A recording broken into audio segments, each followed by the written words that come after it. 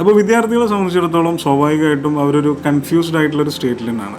കാരണം ഇപ്രാവശ്യം നീറ്റ് ചെയ്തതിൻ്റെ ഒരു സ്റ്റുഡൻറ്റ് പേഴ്സണലി വിളിച്ചിട്ട് പറഞ്ഞു, സാറേ ഞാനിപ്പോൾ നീറ്റ് ക്വാളിഫൈ ചെയ്ത് കഴിഞ്ഞാലും ഞാൻ 1, 2, 3 വർഷം എടുത്ത് റിപ്പീറ്റ് ചെയ്യണം, 5 വർഷം എടുത്ത് MBBS കംപ്ലീറ്റ് ചെയ്യണം.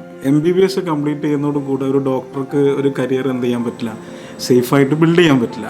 സ്വാഭാവികമായിട്ടും 1, 2 വർഷം PGക്ക് വേണ്ടിയിട്ട് എന്ത് ചെയ്യണം, PG നീറ്റിന് വേണ്ടിയിട്ട് പ്രിപ്പയർ ചെയ്യണം. PG നീറ്റ് ക്വാളിഫൈ ചെയ്യുന്നതോടുകൂടെ ഒരു കുട്ടിയുടെ കരിയർ എന്താകുന്നില്ല, സേഫ് ആകുന്നില്ല. 3, 4 വർഷം എടുത്തിട്ട് PG SRഷിപ്പ് കംപ്ലീറ്റ് ചെയ്യണം. ശേഷം സൂപ്പർ സ്പെഷ്യാലിറ്റിയും കൂടെ എടുക്കണം എന്നുണ്ടെങ്കിൽ വേറെയും 2, 3 വർഷം. യെസ്. അപ്പോൾ ഒരു ഡോക്ടറെ സംബന്ധിച്ചിടത്തോളം ഈ ഒരു കരിയർ ബിൽഡ് ചെയ്യാൻ കുറച്ച് സമയം എടുക്കുന്നുണ്ട് എന്നുള്ളത് റിയാലിറ്റിയാണ്. ഒരു ഡോക്ടർ ഒരു സേഫസ്റ്റ് ആയിട്ടുള്ളൊരു കരിയർ സെറ്റ് ചെയ്യണമെന്നുണ്ടെങ്കിൽ മിനിമം 12, 15 വർഷം എന്ത് ചെയ്യുന്നുണ്ട്, എടുക്കുന്നുണ്ട് എന്നുള്ളത്. അപ്പോൾ ആ കുട്ടി ചിന്തിക്കുന്നത്, സാർ അപ്പോൾ സ്വാഭാവികമായിട്ടും ഇപ്പോൾ നഴ്സിംഗ് എടുക്കുകയാണെന്നുണ്ടെങ്കിൽ എനിക്ക് എൻട്രൻസിന് പ്രിപ്പയർ ചെയ്യേണ്ട ആവശ്യമില്ല, എനിക്ക് ഏറ്റവും നല്ല മെഡിക്കൽ കോളേജിലോ അല്ലെങ്കിൽ നഴ്സിംഗ് കോളേജിലോ എനിക്ക് സീറ്റ് വാങ്ങാം. കുട്ടികളൊക്കെ ചിന്തിക്കുന്നത് പുറത്തോട്ട് മൈഗ്രേറ്റ് ചെയ്യാൻ വേണ്ടിയിട്ടാണ്.